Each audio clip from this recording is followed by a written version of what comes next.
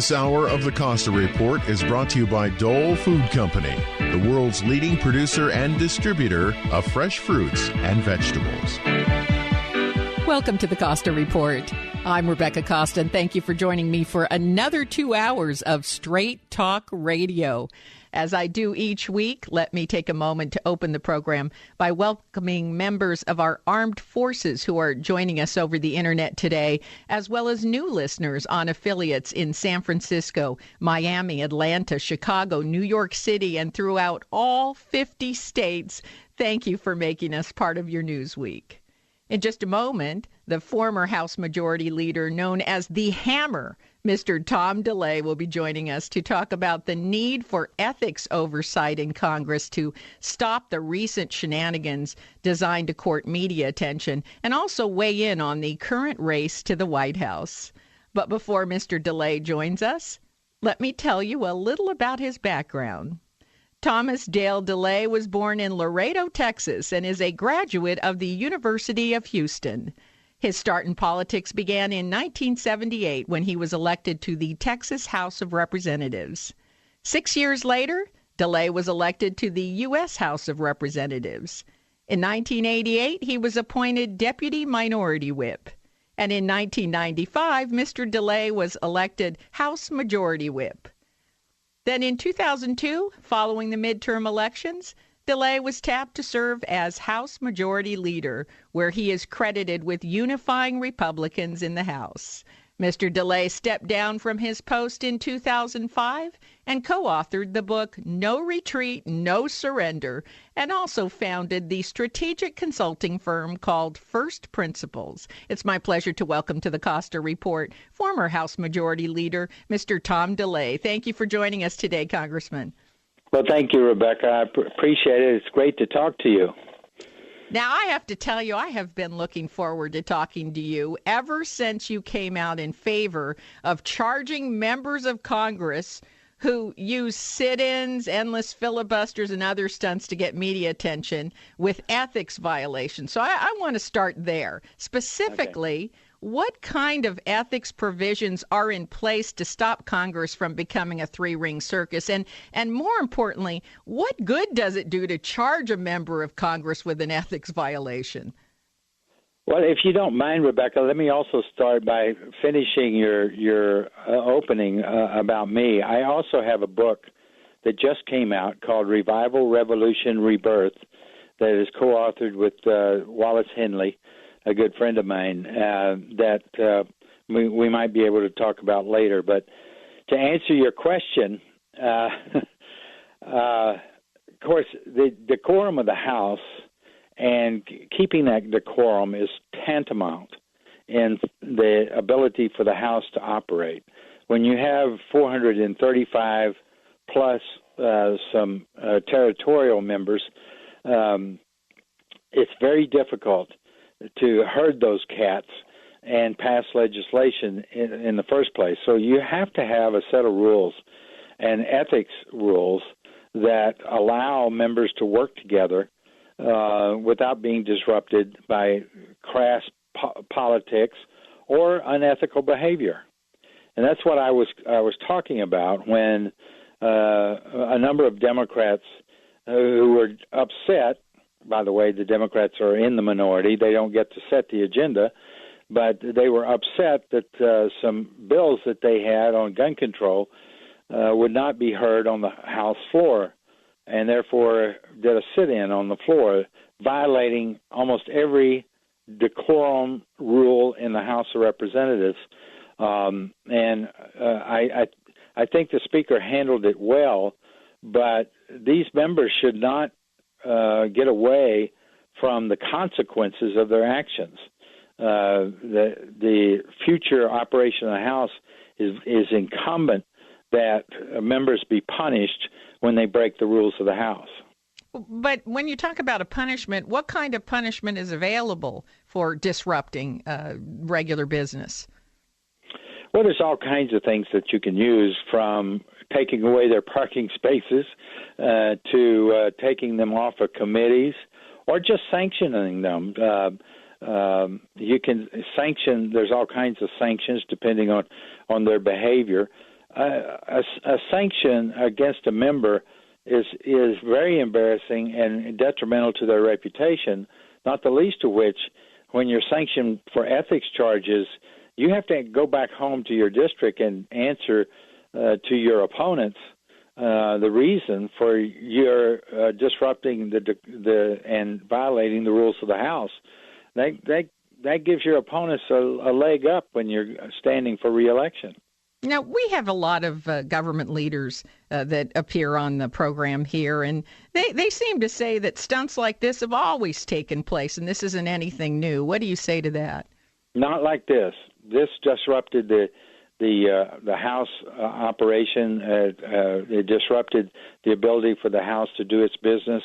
It intimidated, frankly, the Speaker, where he basically shut down the House because of this kind of action. You can't allow that kind of action in the People's House to shut down the action. There's been all kinds of political stunts, and I don't like them, but they're pulled. But disrupting the business of the House is a very serious matter. Mm-hmm. So, in your view, why hasn't anyone brought ethics charges against the flamboyant actors? I don't know. I don't know. Well, there must be a reason, because you're saying that there are definitely policy violations. There are ethics rules of conduct. You can't disrupt the business of Congress without experiencing some consequence. And yet nobody, I would assume that the Speaker of the House would take an action, but nothing really happened. Well, unfortunately, let me put it this way. It's not over yet, so we may still see some ethics charges being filed. Filing ethics charges takes a little while. You got to get lawyers to write. It's like filing a criminal charge. I mean, you just don't walk in and say, "I file an ethics charge." You got to do your due diligence, and you got to put the whole matter together, and you got to go through all the videos, and then you have to get lawyers to write the charges, and then the ethics committee looks at them, unbeknownst to a lot of people. I don't know because ethics committees' deliberations are all secret most of the time. So we don't know that there haven't been ethics charges filed. Yeah, but unfortunately, every psychologist will tell you that the span of time between, acting out and the punishment, the longer that span of time goes, the less effective the punishment is. Well, that may be true, but now it's at risk of just looking like it's just it's a political stunt in and of itself. I mean, too much time goes by, it looks like a stunt that you're just punishing people for no reason. And it may be, I don't know this for a fact, but a lot of the punishments may go unnoticed. Only the members themselves will see it. For instance, losing their seat on a particular committee in the next Congress, which is coming up in 6 months. That's right. And those kinds of things can be done without much fanfare, but the member himself knows he's been punished. Yeah. Well, now you have said that you are concerned with the lack of decorum, and you've even said that some of these stunts desecrate a public institution that belongs to the people of the United States and not the congressional members themselves. I guess you're implying that they don't have a right to act any way that they want to. That's exactly right. That's the People's House. They are representatives of the people, and a lot of members think that those seats that they sit in are theirs. And those seats are not theirs. Those seats belong to the people in their district, and that's a big deal, or a big difference between members. Members that serve their district or members that serve themselves. That's right. Well, it sounds like a bad case of entitlement to me. We have to take our first break, but stay right where you are. When we come back, we'll find out whether decorum has anything to do with Mr. DeLay's reluctance to endorse his party's presidential nominee. You're listening to the Costa Report.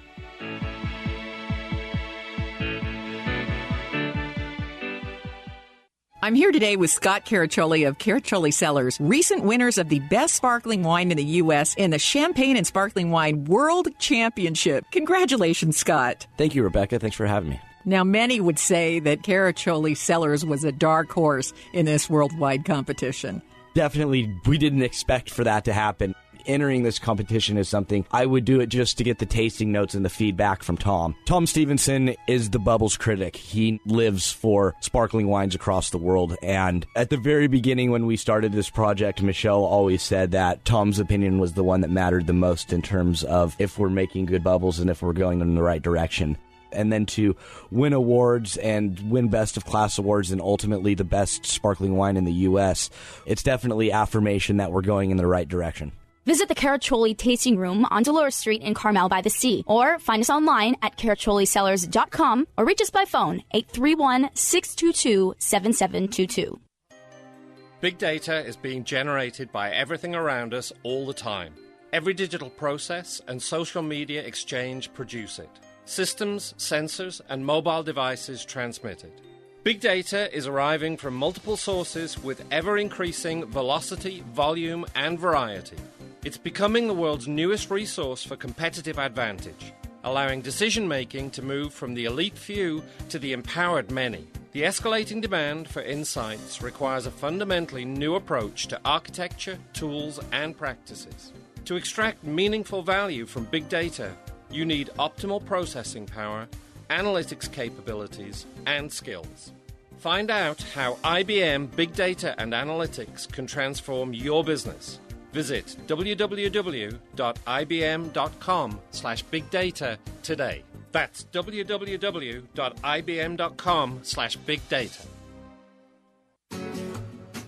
Care from the Heart is a dedicated and professional home healthcare agency that's been serving families in the Tri-County Monterey Bay area for over 18 years. We help our clients and their families handle health challenges with determination, love, and humor. When you work with Care from the Heart, we provide assistance with the utmost respect. Your team will consist of nurses, case managers, and home care specialists who will listen, and you will design a flexible program to fit your specific needs, either short-term or long-term. You might need help with medication, personal hygiene, meal preparation, transportation, companionship, household chores, or pet care. We can even help you with the dreaded insurance paperwork. If the time has come when you must step into the role of caregiver for a family member, naturally you'll have questions and concerns. Care from the Heart offers classes that provide specific information and skills you'll need to become the positive and supportive influence your family member deserves. And we protect against caregiver burnout by offering periodic respite care for you. Whatever your individual situation, now or in the future, help is available. For a complimentary consultation, call us at 831-476-8316. We can come to you, or you are welcome to visit our office in Santa Cruz near Dominican Hospital. Our website is carefromtheheart.net. This is Mitch Winnick, co-host of Wagner and Winnick on the Law. Stephen Wagner and I are pleased to announce the new program time for our weekly discussion of law and public policy. We pick legal topics that affect each one of us right out of the weekly headlines. Join us live every Saturday afternoon from 4 to 5 p.m. here on KSCO AM 1080. Remember, if you don't know the law, know a lawyer.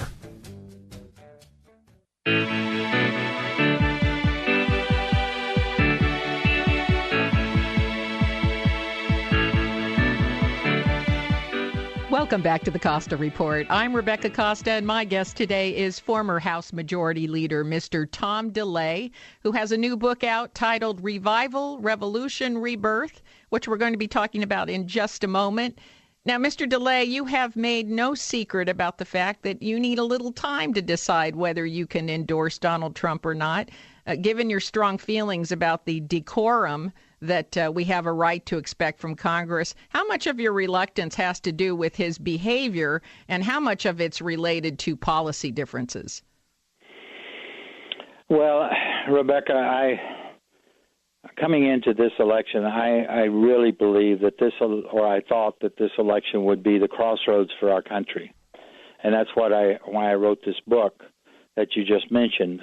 I felt very strongly that we had to stop the leftists in this country. We had to stop We had to put God back into the public square. We had to bring the Constitution back to the core of our government, and that we were set to have that kind of debate between the Democrats and the Republicans, and the people would choose which direction they wanted the country to go in, towards more socialism or more towards a constitutional government. Unfortunately, as it worked out, the Republicans nominated a man that not only doesn't practice his faith that he claims he has, but doesn't understand the Constitution, or maybe has never even read the Constitution, and therefore we have a man of questionable character running as a Republican.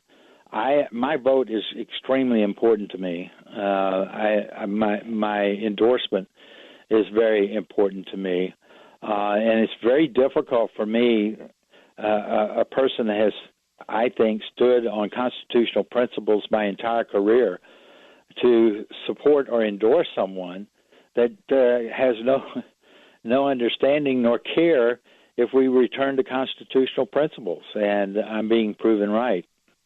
Well, I can hear the conflict in your voice. I hear you're struggling with this. I am struggling with it. I don't know what I'm going to do when I get to the voting booth right now. I'm going to wait and see. I don't want to endorse someone that might embarrass me later that I endorsed him. It seems like, but on the other hand, God forbid that Hillary Clinton becomes president of the United States. So it's like Cal Thomas, the columnist, said a couple of months ago, we are always forced to pick between the lesser of two evils, but for the first time in history, we have the evil of the two lessers. Wow, that's interesting. You know, Ralph Nader had said that the lesser of two evils is still evil.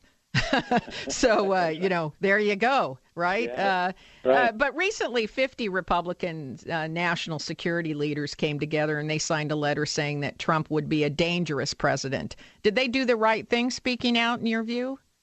I think we all have to speak out. We cannot just crawl in a hole and allow this to happen.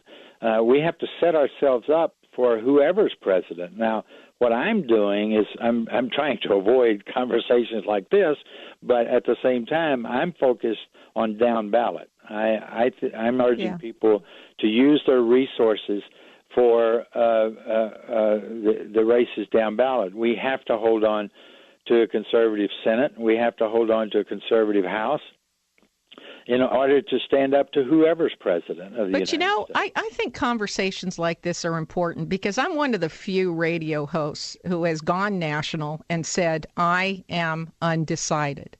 I am that voting bloc that Hillary Clinton and Donald Trump have got to get to. And I am so conflicted because it's my patriotic duty to vote. Yes. And since I was 18 years old, I have voted in every election.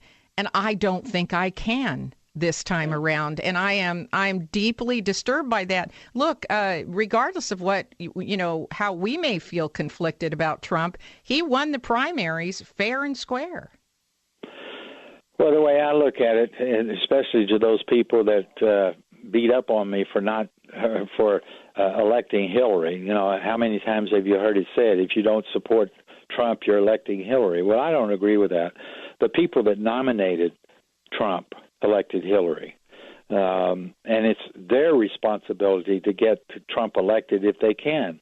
And it's their responsibility to appeal to people like you and me and talk about things that are important to us, not just patronize us, that's right. but understand from where we're coming. I'll give you an example. Trump comes out with his economic plan just this week. That's a Democrat plan.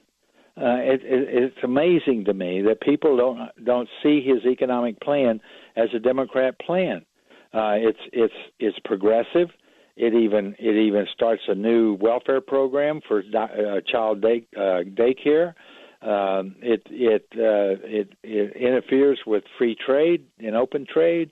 I could go on and on and on describing his plan. It's not a conservative constitutional economic plan. It's more like what a conservative Democrat would write. Mm-hmm.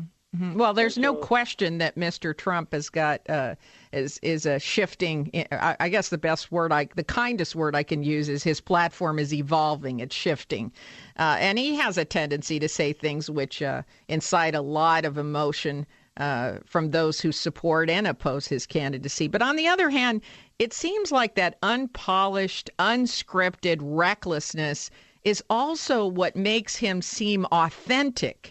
And that seems to be resonating with voters. What do you make of that? I totally agree. And that's why we had some excellent candidates in the Republican primary that spoke that way. I mean, Ben Carson, Ted Cruz, Bobby Jindal, Scott Walker, John Kasich. Kasich. Excellent governor. Great track record.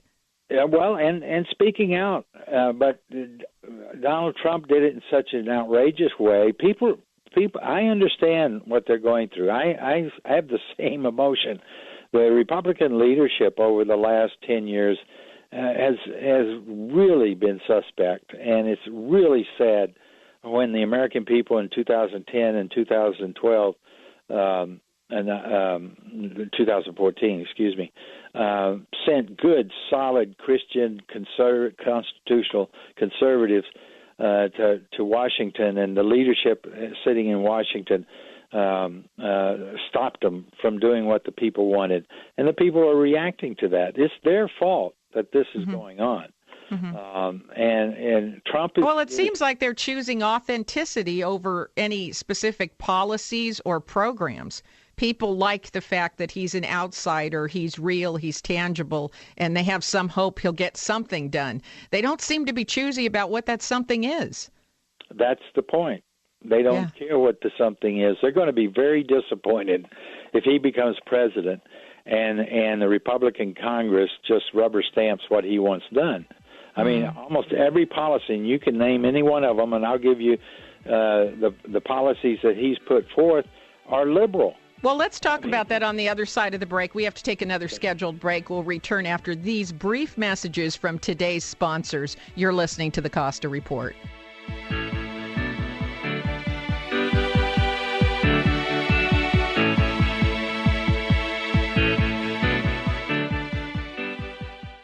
Hi, I'm Amy Tobin, cookbook author and culinary expert. Strawberries, blueberries, blackberries, and raspberries. Dole has a bounty of berries ripe for the picking. Fresh berries are not only delicious, but some of the most powerful disease-fighting foods available. Researchers have found that berries have some of the highest antioxidant levels of any fresh fruits. So add a handful or two of your favorite berries to your next meal and enjoy their nutritional benefits and natural sweetness in all of your dishes, from salads to desserts and everything in between. For fresh tips and ideas from Dole's berry experts, visit berries.dole.com. And be sure to check out the pages of mouth-watering recipes.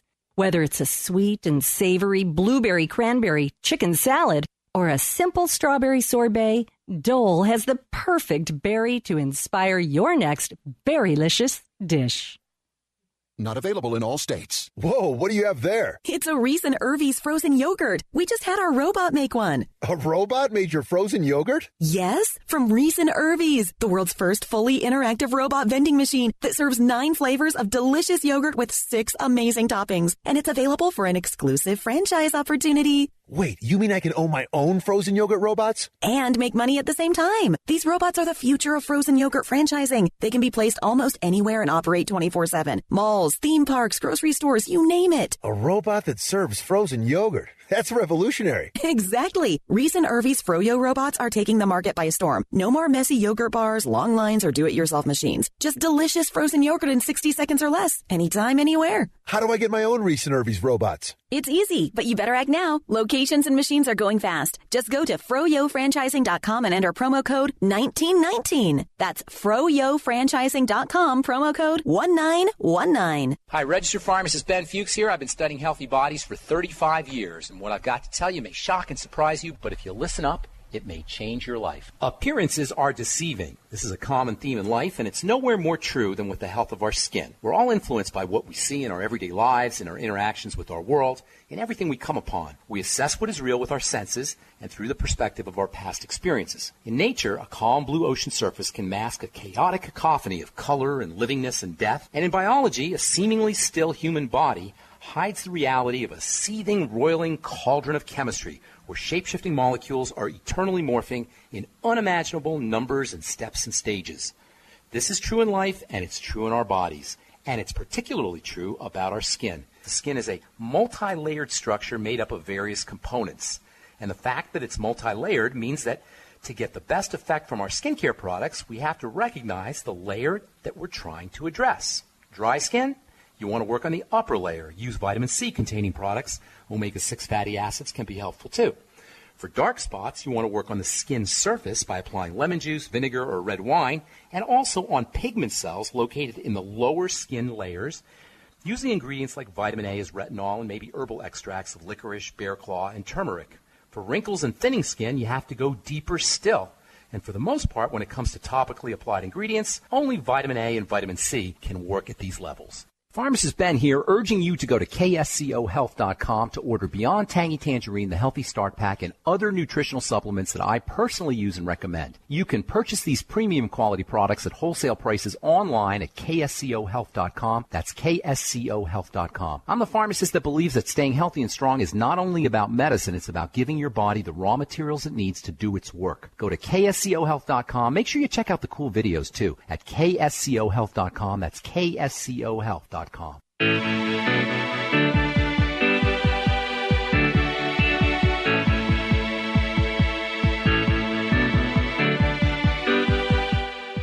Welcome back to the Costa Report. I'm Rebecca Costa, and if you're just joining us today, my guest is Tom DeLay. And before we went to break, we were beginning to talk about some of the specific issues the next president will face, issues such as immigration. So let me ask you, as a lifelong conservative, would you be in favor of more restrictive immigrant screening and building a wall, or do you think Trump's on the wrong course there? No, I think he's on the right course, except when you really delve into his immigration policy, you'll find that he's to the left of Hillary Clinton, because our immigration policy, whether legal or illegal immigration, should be in the national interest. We shouldn't have an immigration policy that just has open borders and says, okay, anybody in the world can come to America. We should only allow people to come to America in the best interest of our national sovereignty, people that can produce, people that can participate in our societies and build this country, help build this country up. Donald Trump, for instance, he builds a wall. I want to build a wall. I was born in Laredo on the border of Texas. I know that we need a wall on the length of our border. But at the same time, Trump says he wants to snap back, which is a way he gets to citizenship. Those illegals that are here can just buy a day's ticket to go back to Mexico, refile, and come back in, quote, legally, and apply for citizenship. That does nothing to stem the tide of legal or illegal immigration coming in this country and having order in our immigration system. Right, but I think what he's trying to do is actually get the illegal immigrants to go on record and become legal immigrants. It doesn't do anything about those that have not gotten here yet. But it sounds like that's what he's trying to do. But from a practical standpoint, can you really expect every illegal immigrant to go back for a few days and reapply and stand in line and then come back? I don't enforce the laws. Well, we already have laws and we don't enforce them.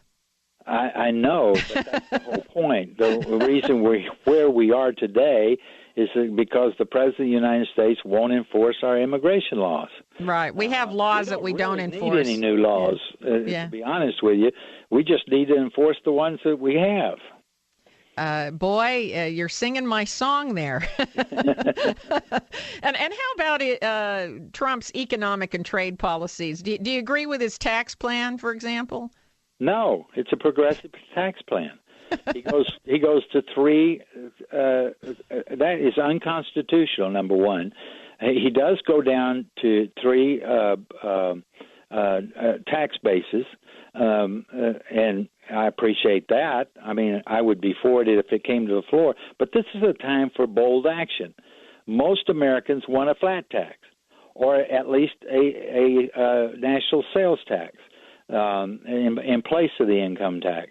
If you go back to the Constitution, social engineering through tax policy is not in the Constitution.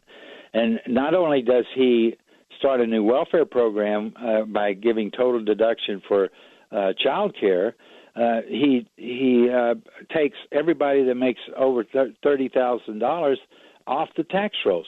Everybody should be paying taxes, and everybody should be paying one rate. Well, he had. I agree with you. Our tax code is now up to 75,000 pages, which is ridiculous, and I don't think people understand that when you have a 75,000 page tax code, this is why General Electric can legally not pay any taxes. You know, they've got buildings of lawyers that can look for legal loopholes and avoid taxes altogether. So the more you simplify it, you go to a flat tax or a sales tax, anything really. I'm in favor of anything that simplifies it because I think the person on the street makes out better. But in all fairness to Trump, he's adopted the Republican tax plan. I mean, he started out with zero taxes for income up to $25,000, and then it went 15, 20, 25%. Now he's gone three brackets, 12%, 25%, and 33%. It's a third higher than it was. And my understanding is that was brokered with the Republican leadership. Well, if we had a constitutional government, as I outline in my book, what it looks like, you would not need more than a 10% flat tax, period, to pay for what the federal government should be doing. So why isn't the GOP leadership acting like leaders and saying, this progressive tax doesn't go far enough? Some are. Some of my friends I've noticed in the last couple of days have been speaking out about the fact that and is this the way that Donald Trump's going to govern? He doesn't know anything about taxes or economic plan, so he pulls together some people that he evidently was told to pull together, and they write a plan that can pass. No, when you're running, you don't write a plan that can pass. You write a plan that reflects your values and your vision for this country. I mean, all this manipulation and stuff is what's got us in this trouble that we're in. There's no difference in having Hillary Clinton's 10 tax rates and Donald Trump's 3 tax rates. It's still the government manipulating the economy. Right. Well, I understand where you're coming from. It doesn't go far enough, and it really doesn't help the person on Main Street. And not only that, it doesn't. He says nothing about spending. He won't touch entitlements. We have to eliminate entitlements. They are unconstitutional. And we need to eliminate entitlements. If you want to keep the programs, then budget for it every year. Don't just put it on automatic pilot and give people blank checks. We have got to stop that progressive leftist, I call Babylist, progressivism of this nanny state. Almost 50% of the American people today get some benefit from the federal government. It may be too late because our founding fathers said that if you give the people the largesse of the power of the government, that's the beginning of the end. Well, I know it's not too late because I happen to have a copy of your book. And your book is all about why it's not too late. But for people that are listening today that are in the same quandary that you and I find ourselves in, where we can't go left and we can't go right, and we know that November is going to creep up on us, when all's said and done, if you find that in good conscience you cannot support Donald Trump, what are you going to do? Are you going to abstain from voting? I'm not prepared to say right now. And I don't have to say till November the 8th. That is right. That is the right answer, by the way. We don't have to decide till we're standing in that voting booth. Exactly But right. I was just hoping you could help me see some wisdom, some way I could find my way to the right answer here. Well, yeah. But I just urge people to find there's some wonderful people in the House of Representatives. There's some wonderful people in the Senate. There's Yes, some there wonderful are. people in the state legislatures. We need to buck them up. We need to give them power. We need to get them reelected, because those are the people that are going to stand up to whoever's president of the United States. That's right. And I want to remind everybody that it's Congress that holds the purse strings, not the President of the United States. And it's more than that. Rebecca, everybody's saying, oh, but Hillary, our Supreme Court justices. We need, and this is what I say in the book, we need to re-educate the American people on the Constitution. Read Article 3. In Article 3, there's 3 glaring facts. First fact is the Supreme Court is the only court that is created by the Constitution. And by the way, it doesn't say how many justices serve on the Supreme Court. Congress decides that. Okay. That is absolutely true. Unfortunately, we've got to take our final intermission, but stay right where you are. We'll hear more from our guest today, Tom DeLay, and we're going to hear all about his new book. You're listening to the Costa Report.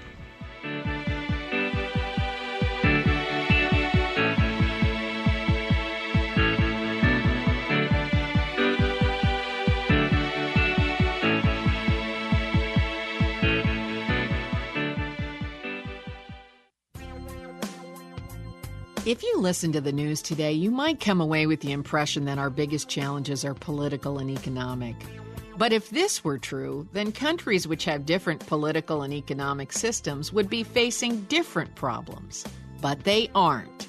Every government and every nation is struggling with job creation, debt, immigration, climate change, terrorism, healthcare, energy, and wild swings in financial markets.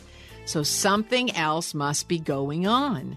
That's why I'm inviting you to get a copy of The Watchman's Rattle, a book which shows how the Roman, Mayan, and Khmer empires once faced similar challenges and what we can do to avoid their fate. Visit RebeccaCosta.com today and get a copy of The Watchman's Rattle, because once you do, you'll never look at the world the same way.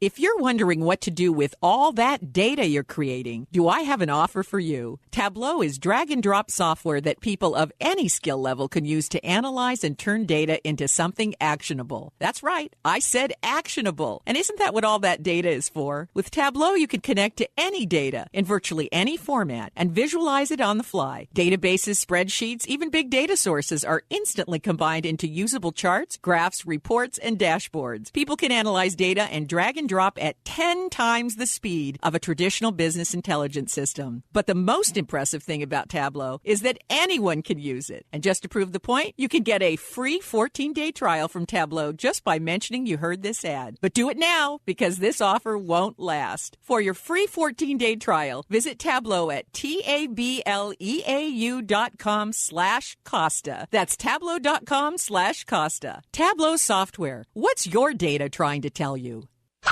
Oh, dang. I hit the ceiling again. Man, I haven't done that in a while. You know what, Doug? I have to say, now you've got your new bow and spiffy new arrows from Bullseye Archery, things have gotten a lot better for you. And Jeannie and Larry have taught us both a great deal about archery. Oh, I love it. I go shoot on Mondays at the archery range in Santa Cruz, and it's a beautiful range, and it's a great place to have a good time with your friends. Bullseye Archery is in Scotts Valley, 5299 Scotts Valley Drive, open Tuesday through Friday 1 to 7, Saturday 11 to 6. Hello? Hi, Grandma.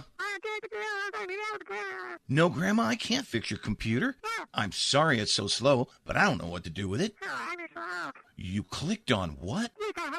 You better call User-Friendly Computing because they can fix any PC, Mac, or laptop. They'll even come to your house and pick it up. But if you bring it to the shop, they'll give you a free $50 diagnostic just for saying you heard their ad on KSCO. No, Grandma. Downloading that free internet software won't save you time or money. Let's face it, most of your computer problems these days start with the user being tricked into clicking on a link that contains a path to computer hell. User-Friendly Computing will have you back on track fast. User-Friendly Computing is locally owned at 505 River Street across from Gateway Plaza. Or you can give them a call at 831-423-9653. That's 831-423-9653. It's always open house at the Mike Young Real Estate Hour, and you are always invited to walk right in and join the discussion. Hello, I am Mike Young, and I love talking real estate with all the experts and with you. So get a jump on the Real Estate Weekend every Friday, 7 p.m. on the Mike Young Real Estate Hour, right here on Listen and Be Heard Radio KSCO. The Mike Young Real Estate Hour is brought to you by Thunderbird Real Estate, Real People Selling Real Estate, by Rick Williams at American Pacific Mortgage, and by Steve Manville at Farmers Insurance. Friday at 7. See you then.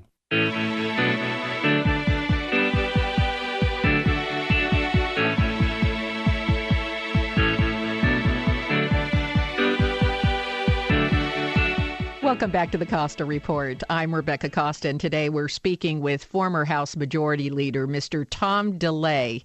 Now, I have saved the best for last. You have a new book out, Revival, Revolution, Rebirth. Tell us about this book. Well, it's sort of like a culmination of my career and my thoughts as to where I think this country ought to be going and try and entice people to do so. I believe strongly that it is God who has brought our great freedoms, opportunities, and prosperity through the Declaration of Independence and the Constitution. And if we remove him from our core, America is lost. God is at the core of the Declaration of Independence and the Constitution, and the Constitution is at the core of our government. And we need to I call for a revolution for the Constitution. That's what the book is about, and it also shows in practical terms what a constitutional federal government would look like. I know it's a radical book to some, but people have got to look at their faith, understand what they believe in, bring God into the public square, and demand that our elected officials stand on the Constitution. I don't think the Constitution is the problem so much as the interpretation of the Constitution. It's the fact that scholars, lawyers, Supreme Court justices will interpret those words in different ways, and it becomes very problematic. Right, exactly. And their interpretation is not law. There's nowhere in the Constitution that when the Supreme Court makes a lawless decision, that is settled law, as many conservatives think it is. It is not settled law. It is an opinion. And as I was saying in the earlier segment, if you read Article 3, there's something very glaring about Article 3. There is no mechanism of enforcement of an opinion by the Supreme Court. The enforcement of the opinion is by the executive branch and by the legislative branch. So if those two branches choose not to enforce an opinion of the Supreme Court, their opinion is just that. Their ruling is just that. It's an opinion, and it has no force of law. Give you an example. Roe v. Wade is a lawless opinion that is still lawless because Congress or a president especially Congress, will not pass a law that will uphold Roe v. Wade or defy Roe v. Wade. They just left the Supreme Court ruling as if it were law. That is not the Constitution. Mm-hmm. And all this notion that Hillary will appoint these judges. Presidents don't appoint judges; they nominate them. The Senate puts them in their job, and the Senate can decide, for instance, we're not going to fill Scalia's seat. We're going to have 8-8, and if somebody, I personally, because the courts are so lawless, we need to take them on and take them on in a big way. I personally would like to see the Supreme Court go down to 7 justices. Well, it's very interesting because the military's conducted tremendous studies on what is the optimal size of group where you get the best decision making. And it turns out it's somewhere between 3 and 8. Somewhere between 3 and 8. The sweet spot seems to be around 4 to 7. Otherwise, you get things like social loafing and politics creep in and so on and so forth, which is why the average jury is too big. So actually, we'd be doing ourselves a big favor by making the Supreme Court a little bit smaller. Our first Supreme Court was only 5 justices. That's correct, and it was very efficient. Yes, it was. It was very, very efficient. And it stayed out of politics and stayed out of policy making. That's correct. But I think you make a very critical point here that I hope listeners are really, getting some Q-tips, clearing out their ears and really hearing. When the Supreme Court weighs in, they weigh in by giving an opinion. And there's really actually no enforcement attached to that opinion. It's up to the Congress and the executive office to decide whether that will become law and whether there will be enforcement. Right. And that's not, I think we forget that sometimes. And in Article 3, the Congress, and it's specific, can limit the jurisdiction of the courts. In other words, Congress can tell the courts what cases they can hear. My last year as majority leader, I passed 5 bills out of the House of Representatives trying to make this point, and telling them that they couldn't hear a case on prayer in schools. They couldn't hear a case on 10 Commandments on a courthouse collapse. They couldn't hear a case on nativity scenes in a courthouse square. And I also passed a bill that broke up the Ninth Circuit. Yes. Congress can do that. The real question is why they don't. Because they're chicken.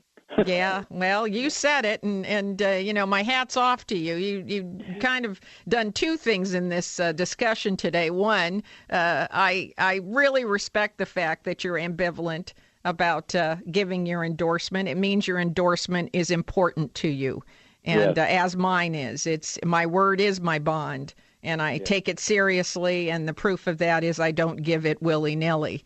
And the second thing is, the Congress has been sort of chicken. They don't want to step out. And as you point out, even on their tax policies, they don't want to step up and do the right thing. And that makes it difficult. And there's another thing about this book that I want to point out is that you delve into your own personal journey. And I just want to say something on behalf of the media. I know that you have been persecuted by the media and misrepresented. I'm a member of the media now, a reluctant member of the media. And I noticed that when you were acquitted on all charges, nobody was that interested. They were only interested in the witch hunt. And I want to apologize on behalf of my new fellow colleagues who fell into that trap. This is a wonderful story about what you learned from that experience. And I was surprised you're ever willing to do any media appearances after what you were put through. Well, I feel very strongly that the media has to be held accountable, just like elected officials. And when you see wrongdoing, people need to speak up, and I do. So I don't shirk from it. I will tell you, we were talking about the Congress being chicken. I think the media is chicken too, and they tend to just report on. They're just as bad as the leaders they complain about, and that's a shame. Now, lastly, before we run out of time, do you have a website where people can go to keep up on your views and activities, and where they can find your book? Yes, TomDeLay.com. Is a website that's coming up, I hope, today. And, of course, you can get my book at Amazon.com. Okay, and I want to encourage everybody to go out and take a look at this book. It's called Revival, Revolution, Rebirth. It'll give you a little bit of hope, and it'll certainly educate you on the Constitution and returning to a government that upholds the Constitution. I'm afraid that's all the time that we have left today, but before we say goodbye, I want to thank you for your service to our country. Thank you, Mr. DeLay. Well, thank you, Rebecca, and thank you for having me on. I greatly appreciate it. I appreciate you taking time to be with us and come back anytime. If your station is leaving us after the first hour and you have a question or a comment to make about our interview with Tom DeLay, you can email me at RebeccaCosta.com or drop me a note on Facebook, Twitter, LinkedIn. And if you missed the full interview, please do take a moment, download the entire episode from our website at RebeccaCosta.com. Boy, that's an easy website to remember, just myname.com.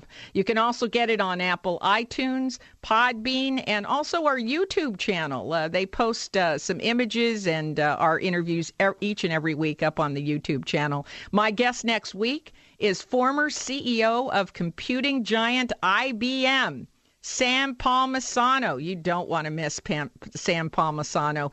He's going to be here to talk about the challenges that public companies face meeting the short-term expectation of analysts and investors. Nowadays it's impossible to satisfy the unrealistic expectations of analysts and investors. And Sam Palmisano will tell you what that's really doing to businesses that have long-term R&D projects. And he'll also talk about the essential attributes of successful leaders. So mark your calendars right now. Don't miss the legendary Sam Palmisano next week right here on the only news program that puts policy ahead of politics. Now stay tuned for a second hour of Straight Talk Radio. You're listening to the Costa Report.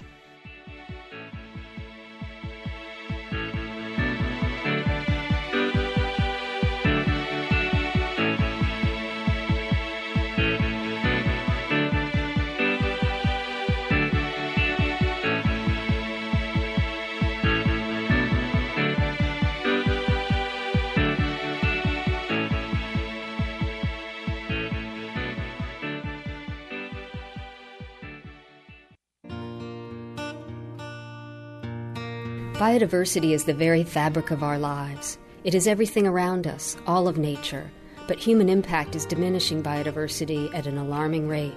And because of that, the intricate web of biodiversity is unraveling in ways we don't fully understand, and our world is becoming less resilient.